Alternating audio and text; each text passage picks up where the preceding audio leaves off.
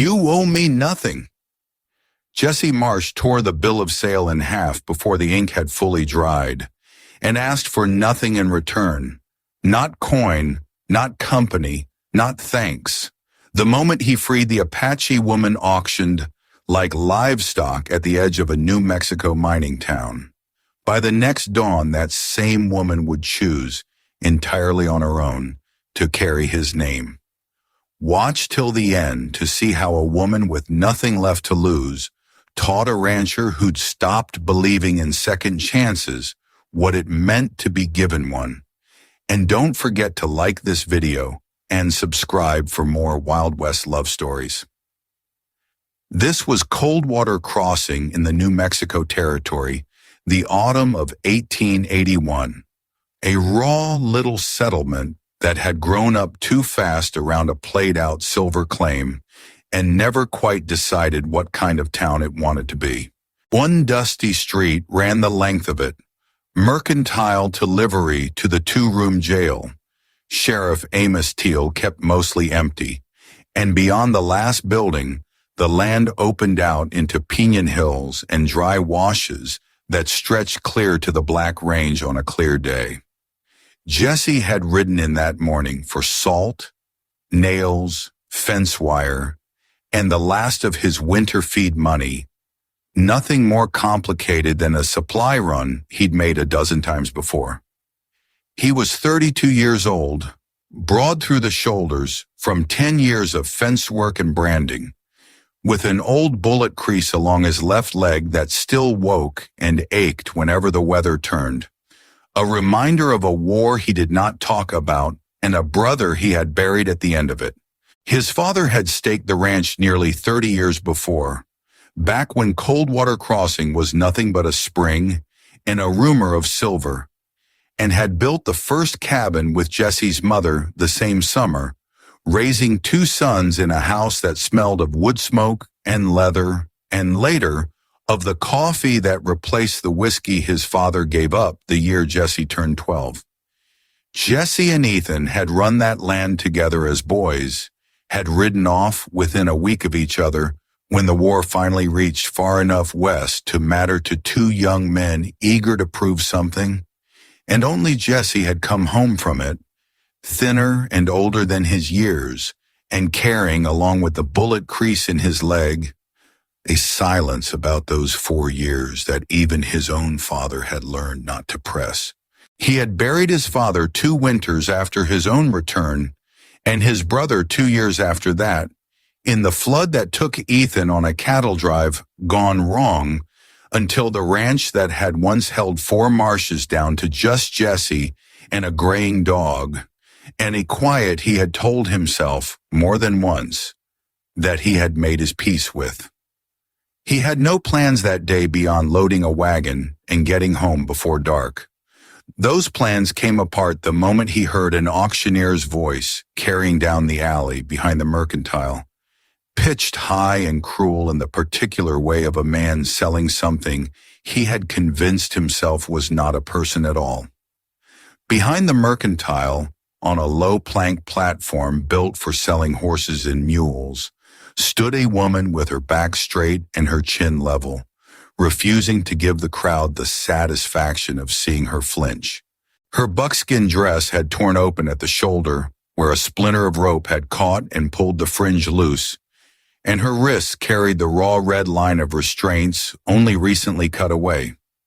Her braid was still tight, bound with a leather tie, one small hawk feather resting against her collarbone, the way her grandmother had once fixed it there. And though dust streaked her face and her lips were cracked from 2 days without enough water, she did not wipe it away, and she did not look down.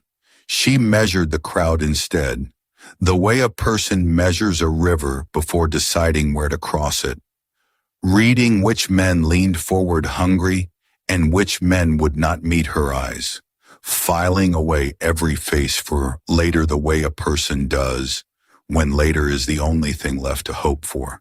Men along the rail traded numbers and worse jokes. Someone laughed too loud near the front, and the auctioneer kept up his ugly patter without once glancing at her face, the way a man avoids looking at something he has already decided not to see as human. Her name was Talise, though no one shouting bids that morning had thought to ask it. She had grown up 2 days' ride south of Coldwater Crossing in a family camp near the dry washes at the foot of the Black Range, the eldest daughter in a household that trusted her with the mescal harvest each autumn. The careful work of digging and roasting the agave hearts that would carry her family through winter, and with the tanning of hides that other women in the camp brought to her for her steady, patient hands. Her mother had taught her to read weather in the color of the evening sky and to track a stray goat by the bend of grass alone. Her grandmother had taught her the old stories and fixed the hawk feather in her braid the season she turned 16, telling her it belonged to a woman who watched everything and missed nothing.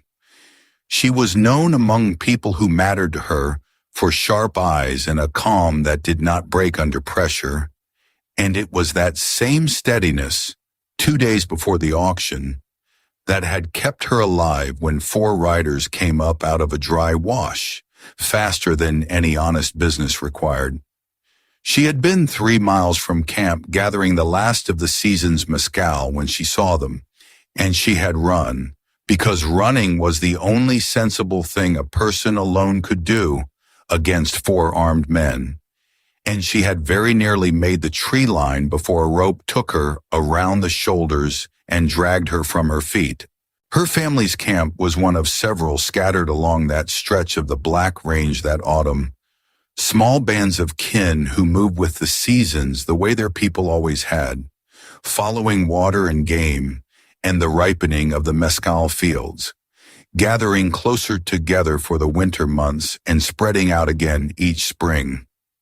Talise had cousins in 2 of the neighboring camps and an uncle who traded regularly at the agency post, and among all of them, she was known less for any single skill than for a kind of quiet reliability.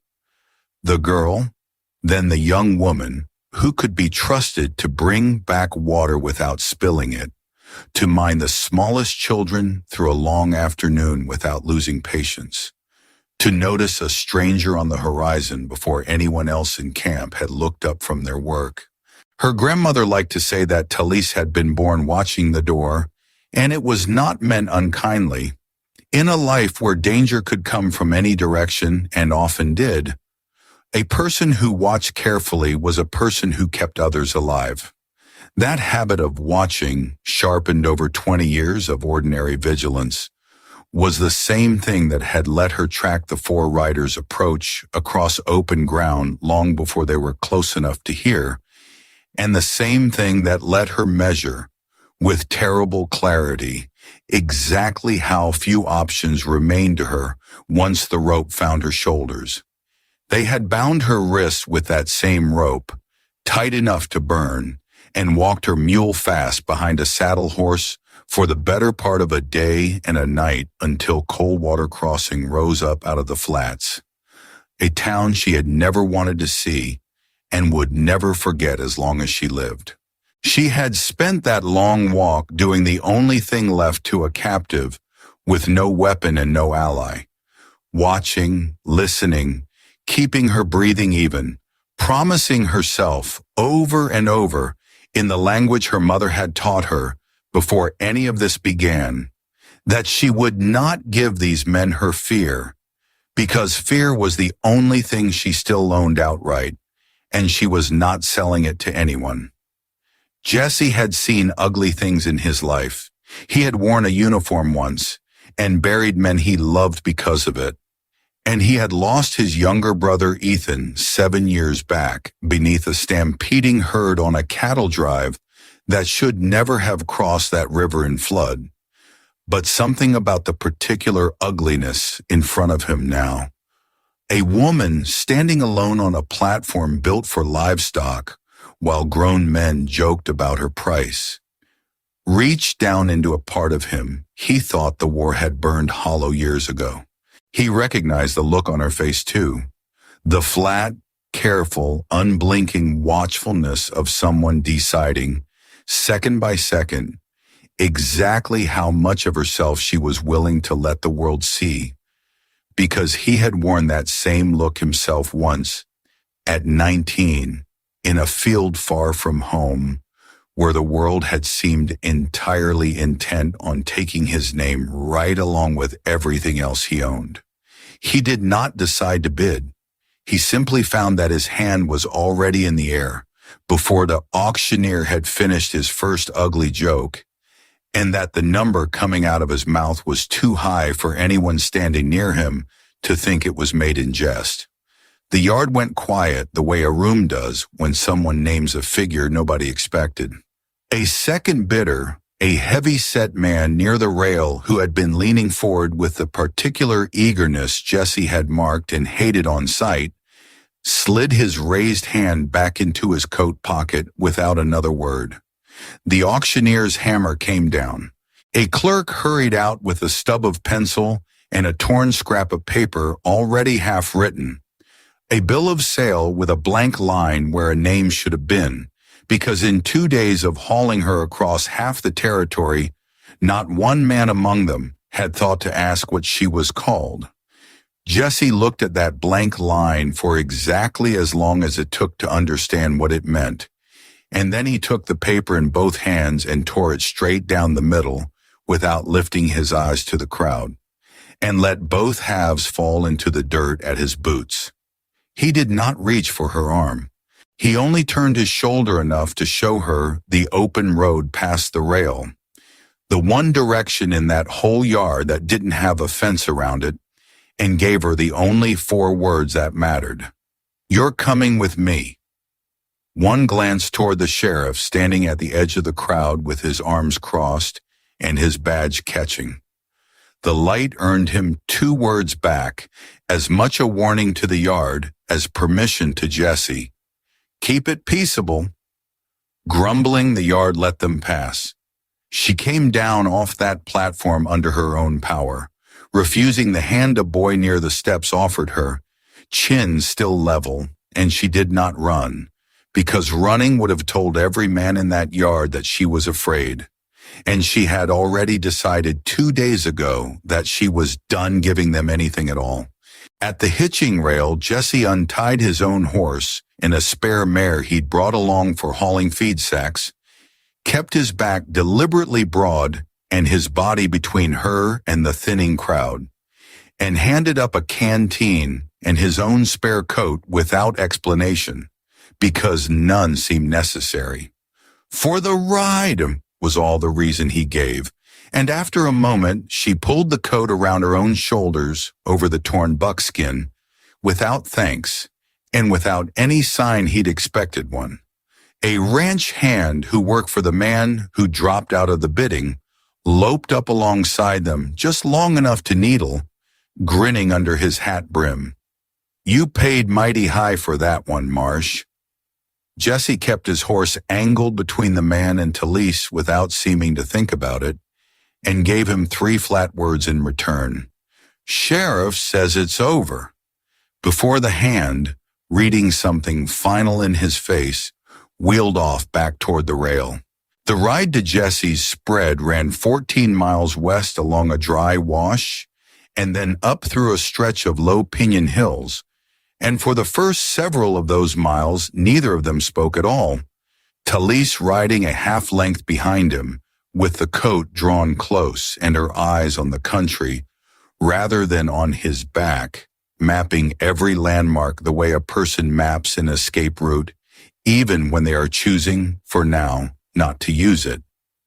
Jesse stopped them at a creek crossing about half the distance in, dismounted and knelt at the water's edge without a word until she understood he meant to look at her wrists.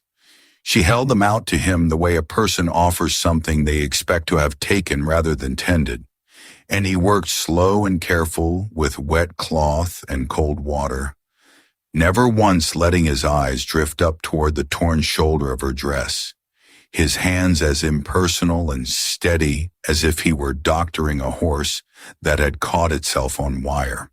It was the gentleness of it, more than anything said or unsaid between them, that finally loosened her tongue. "That paper you tore," she began, watching his hands rather than his face. "Does it change anything?" He sat back on his heels and weighed the question with the same care he'd given her wrist before answering. The clerk saw the coin change hands. The sheriff saw it too. That paper never did anything but make a show of it, a piece of business for men who like paperwork better than plain speaking. Meeting her eyes for the first time since the auction yard, he did not look away again. "Nobody owns you. Not that clerk, not those riders, and not me either. Whatever that paper said before I tore it." The rest of it came out plain, the way he'd lay out fence line. No more words than the job required. She owed him nothing, not coin, not work, not company. She would eat and warm herself and sleep behind a door that locked however she wanted it locked. And come morning, if she wanted the stage road east, he'd ride her to it himself. Or if she wanted a parson and papers of her own choosing, he'd take her to that instead. Or if she wanted nothing more than a day to simply think without anyone standing over her, deciding for her, she could have that too, and take as many days after it as she needed. "Whichever it is," he finished, "it's yours to choose, not mine." A little of himself came out too, not traded for her own story, but because a silence held too long between two strangers on a 14-mile ride starts to feel like something worth filling honestly. There was Ethan, the brother he'd lost to a river crossing that should never have been attempted in flood, and the ranch that had been the two of them together before it became his alone. There was no gambling under his roof and no drink stronger than coffee, a fence along the north pasture that needed mending where the willows had softened the ground, and no other hands through the winter months, just himself and a dog too old to be much use for anything but company. "If you stay tonight," he told her, "it's because you decide to, and if you're gone by noon tomorrow, that's your decision too, and I won't come looking to change your mind." Talise studied him for a long moment across the narrow creek, weighing that sentence the way she'd weighed every face in the auction yard 2 days before, searching for the crack in it, the place where a kind word usually hid a debt collected later. She did not find one, and that, more than the coat or the canteen or the torn bill of sale, was the thing that finally loosened something tight in her chest that had not eased since the moment the rope first found her shoulders. They reached the ranch house a little before dusk, a low, sturdy building of adobe and timber set against a rise with a good well and a barn that had clearly known better care than most in that country. A dog with a graying muzzle rising stiffly from the porch to greet them without much fuss. Jesse showed her to a room on the north wall himself, small and plain but clean, a window that stuck a little in the cold, a good iron latch on the inside of the door that turned with no key required, so that whoever slept behind it controlled entirely who came and went. He set a clean shirt and a roll of bandage on the narrow bed, then turned his back to the stove to give her room to change without a witness to it, and when he spoke again, his voice carried none of the auction yard's ugliness in it at all, only the plain, careful courtesy of a man determined to make himself trustworthy through nothing but consistent, ordinary decency. He fed her twice that first night without comment when she asked for a second plate, because he had decided somewhere on the ride home that a second plate should never have to be a test of anyone's welcome, and it was only over that second plate, with the fire settling low in the hearth and the dog stretched out warm against her boots, that he finally offered his own name in full and waited gently for hers in return. Jesse Marsh was all he gave her, the way a man waits at a door he has no right to open himself. She was quiet long enough that he nearly took it back, nearly told her the asking could wait as long as everything else apparently could in this house. But then she set down her fork and looked at him steadily across the table. "Talise," she offered back, "I didn't give it in that yard because I wouldn't have them use it. Not to sell me with it. Not to shout it over a crowd like that." He turned the name over once quietly. The way a person handles something they understand is being lent to them rather than given outright, careful with it in a way that seemed to settle a little more of the tightness out of her shoulders than anything else had that whole long day. The house made the particular small sounds a house makes when two strangers first breathe under the same roof together: a settling board, the dog's tail against the floor, the low complaint of the stove, and none of those sounds that first night asked either of them for anything beyond simply getting safely to morning. Morning came in gray and cold, with frost feathered across the window glass, and Talise woke to the sound of Jessie already out at the corral, working alone at a rail that had sagged badly under the weight of the season's mud. And for a long moment she simply watched him from the doorway, still deciding, in the clear light of day, whether the kindness of the night before would survive daylight, the way so little kindness ever had in her experience of men who wanted something. It survived.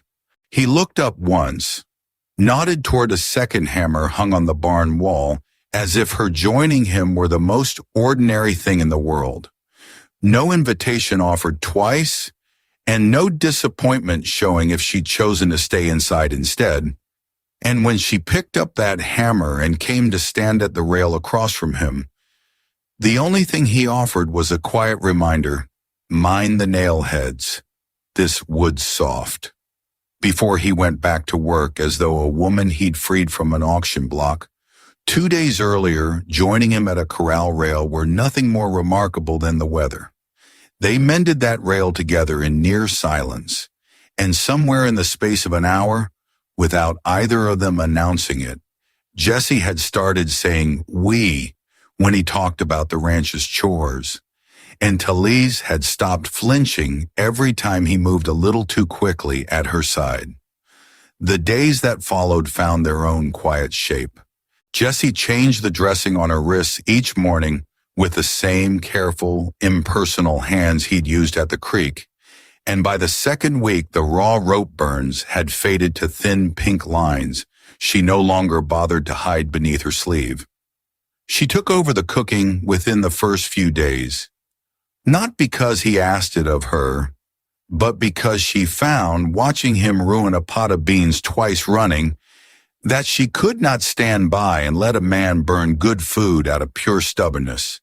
And Jessie learned to accept her corrections about salt and fire the same easy way he'd accepted the hammer in her hand at the corral, without argument, without wounded pride, the way a man accepts that someone else in the house simply knows a thing better than he does. In the evening, she began teaching him small pieces of a life she had lost 2 days' ride from here. The sound of the word her people used for the low winter sun, the particular whistle her mother had used to call the family in from the fields at dusk, the trick of reading a coming storm off the color at the edge of the sky, small, careful gifts, offered not because he asked, but because a person only shares such things with someone they have decided, slowly, is safe to trust with them. In turn, he showed her the ranch's own rhythms, which draw held water even in the driest months, where the wolves denned in a bad winter, how his father had built the barn to catch the morning light for warming the stock. Neither of them called it courting. Both of them understood, without saying so, that it had become something very like it. The ranch's work did not pause to wait for the two of them to grow easy with each other, and in a strange way that suited them both. There was the herd to move down off the high pasture before the first real snow. fence to check along 3 miles of boundary line, wood to split and stack against a winter that came early in that country most years, and Talise fell into that rhythm of labor with the same steadiness she'd once brought to the mescal harvest, quick to learn what she didn't already know, and quicker still to correct Jesse's own habits where her people's ways proved better suited to the land. She showed him a faster method for reading a storm's approach off the bird's behavior than any almanac he owned, and a way of packing a saddlebag that kept supplies dry through a stream crossing without adding an ounce of unneeded weight. Small competencies that had nothing to do with gratitude and everything to do with a woman who had simply always known how to be useful in hard country and saw no reason to stop now.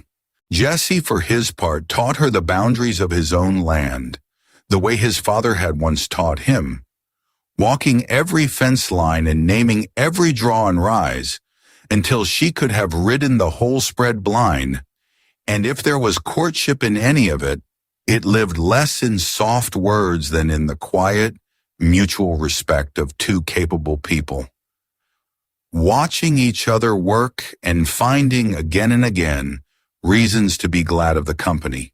Word of what had happened at the auction yard traveled through Coldwater Crossing, the way word always travels through a small town, faster than truth and twice as loud.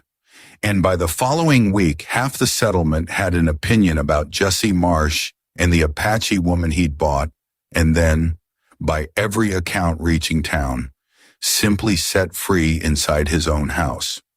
Sheriff Teal rode out himself near the end of that second week.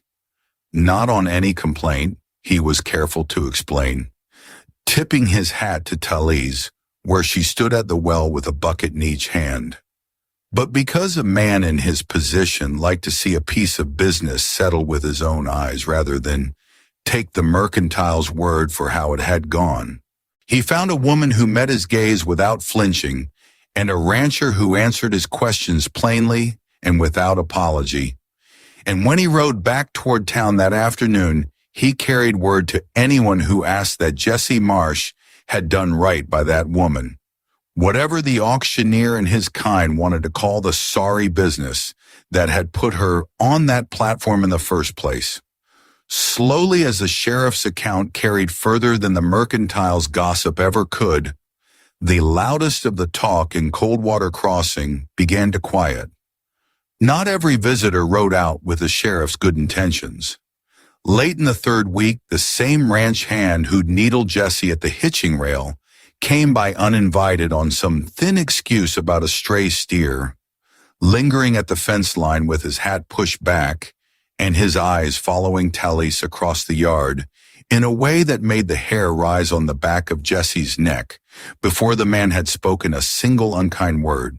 Jesse crossed the yard without hurrying, put himself squarely between the fence and the porch, and let a long silence do the talking a rifle might otherwise have had to do before he finally spoke, even and flat. "Steer's not here. Anything else you're looking for, you won't find it on this land." The hand held his stare a beat too long, decided against whatever he'd ridden out half hoping to provoke, and turned his horse back toward the road without another word.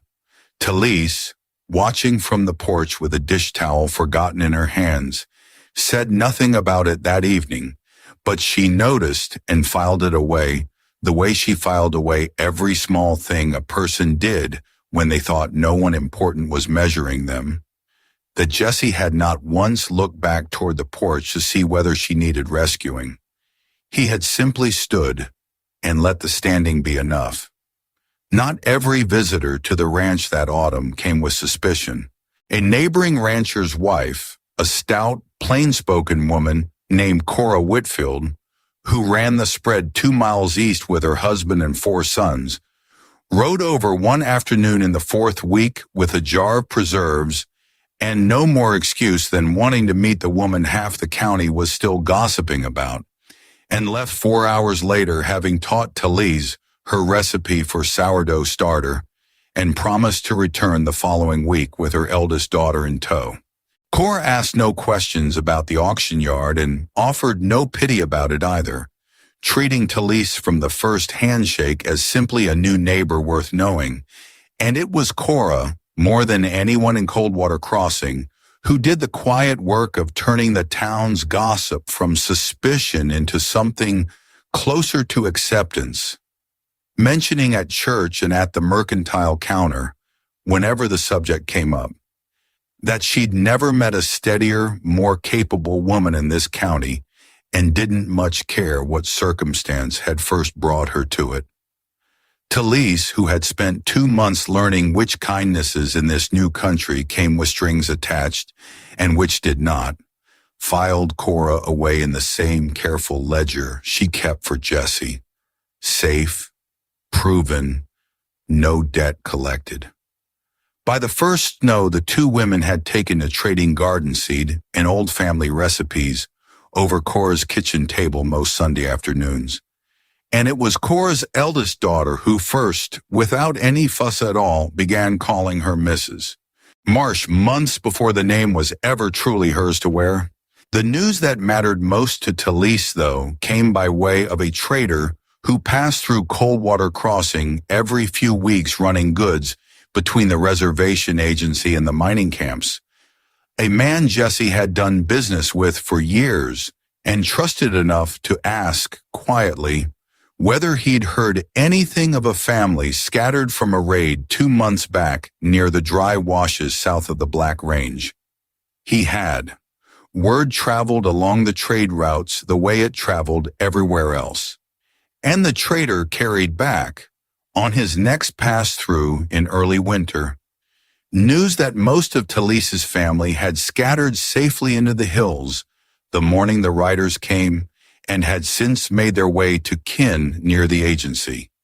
Her mother and her younger brother both alive and asking, through the trader, whether anyone had word of a daughter taken in the same raid. Jesse rode Talise the 2 days to the agency himself the following week, made camp a respectful distance off while she went in alone, and asked her nothing at all about it when she came back out again a full day later, with her eyes red-rimmed and her shoulders lighter than he had ever once seen them. Only helped her up onto her horse and rode beside her the whole way home. She told him a little of it anyway, over that long ride back, her mother's first words on seeing her alive. The younger cousins, who had grown 2 inches in 2 months, the small, ordinary details of a family rebuilding itself after loss that meant more to her, she said, than any single grand reunion could have. She did not tell him everything, and he did not ask for it. Understanding by then that some griefs and some joys belonged to a person alone to parcel out, however and whenever they chose, and that the truest kindness he could offer her, on that ride and on everyone after it, was simply never demanding more of her story than she was ready to give. Her brother came to the ranch himself the following spring, young and watchful and openly suspicious of the rancher his sister had chosen, and spent 3 full days measuring Jesse the careful way family measures anyone who matters to someone they love, before he finally, grudgingly, over a shared meal at Jesse's own table, allowed that his sister had chosen a man worth the choosing, and rode back toward the agency having given, in his own quiet way, exactly the blessing he'd come to withhold or bestow. Late that first winter, when a hard freeze threatened the roof beams on Cora Whitfield's barn, and half the county turned out to help raise new timber before the next storm rolled through, Jesse and Talise rode over together before first light with tools loaded on the spare mare, and it was there, more than at church or the mercantile counter, that Coldwater Crossing quietly finished making up its mind about them.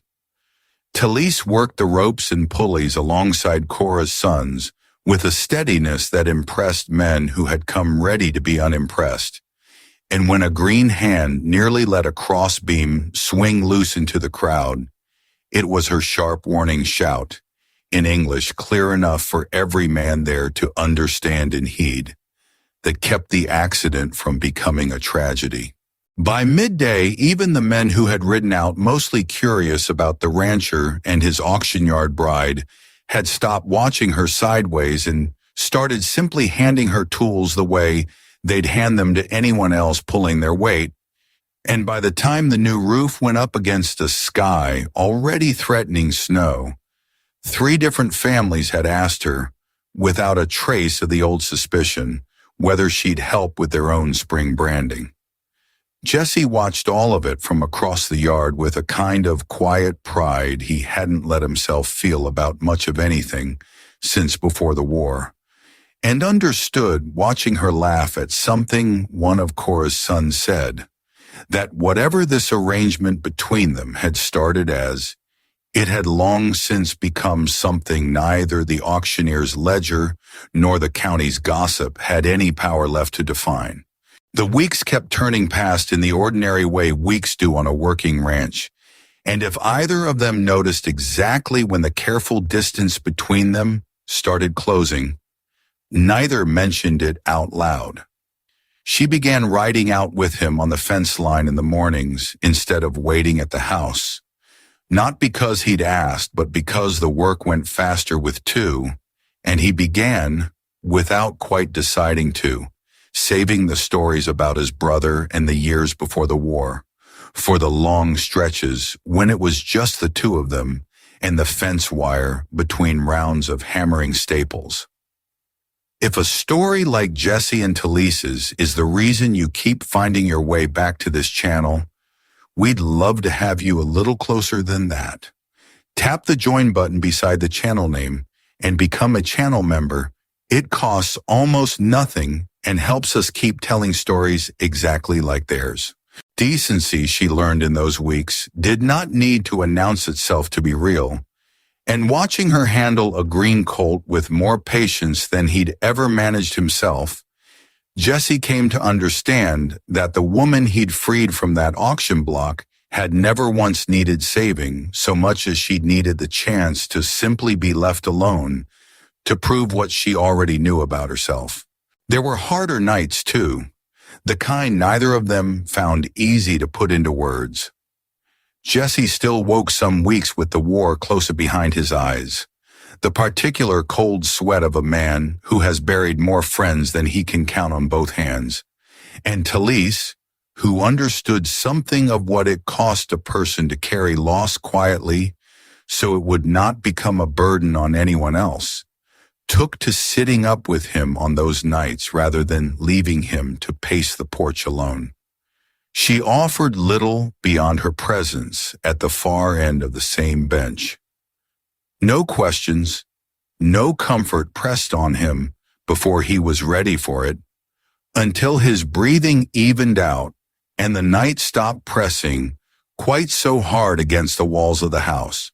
She had her own hard nights as well, when the rope's memory came back sharp around her wrists, or the sound of a raised voice in town set her heart hammering before her mind caught up to tell her she was safe.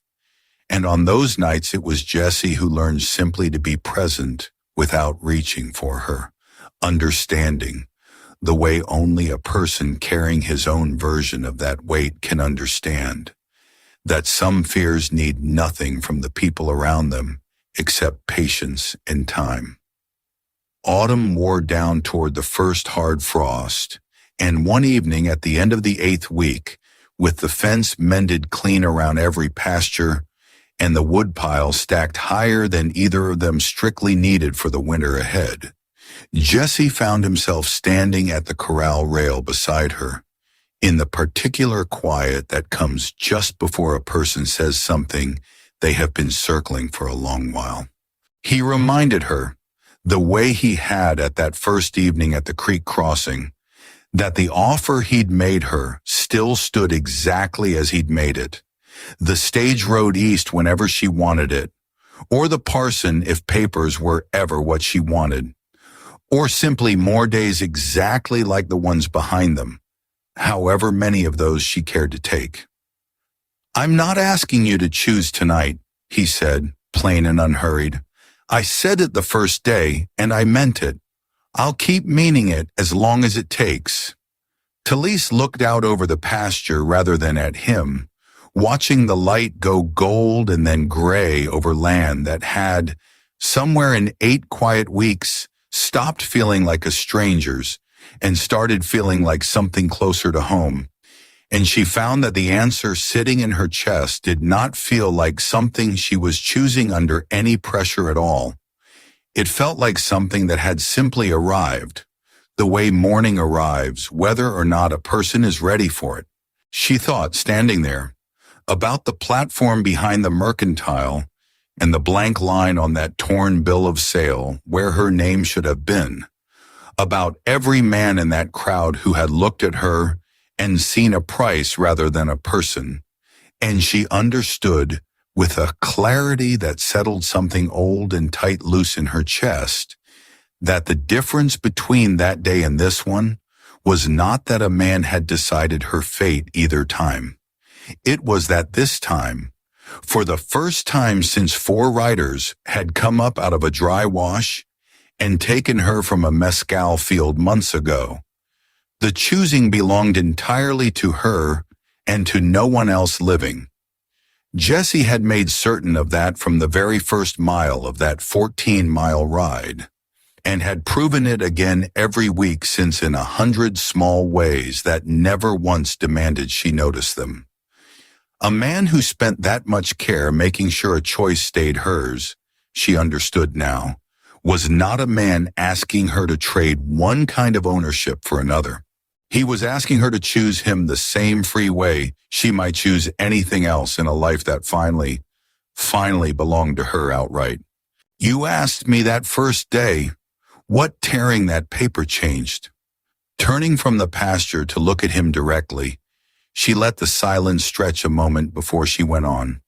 I didn't have an answer then. I think I do now. He waited, the same patient way he had waited at every door in this whole strange arrangement for her to open it herself. It didn't free me from anything that mattered, she went on. The coin did that. The tearing was something else. It told me what kind of man I'd be free with, if I ever chose to be free with anyone at all. She stepped closer, close enough now that he had to look down to hold her eyes. I'm choosing this, not because you bought me, and not because I owe you a single thing for it. You made certain of that from the first mile home. I'm choosing because I want to, the same way I'd choose anything else that was mine to choose. He did not reach for her the way a man reaches for something he believes he has finally earned. He only asked, plain as he'd asked everything else in 8 careful weeks, whether she meant the parson, and at her answer his own reply was not a triumphant thing at all, only quiet and certain and glad. They rode into Coldwater Crossing together 3 days later, not hurried, not hidden, past the very mercantile where the auction yard still stood empty behind its fence, and if either of them felt the weight of passing that place again, neither let it slow their pace. The parson, a soft-spoken man who had heard the whole story secondhand from Sheriff Teal weeks before, and formed his own quiet opinion of it, married them in the small front room of his house with nothing grander than a borrowed ring and 2 witnesses off the street, Cora Whitfield chief among them, with tears she made no effort to hide. Talise wore, at her own insistence, the same leather tie in her braid and the same small hawk feather she had worn on that auction platform 2 months before. Not because she wanted to remember that day, but because she wanted it plainly understood, by herself most of all, that the woman standing in that front room choosing a husband was the very same woman who had once stood on a platform refusing to look away, and that nothing about who she was had ever needed rescuing, so much as it had needed the world to finally get out of her way.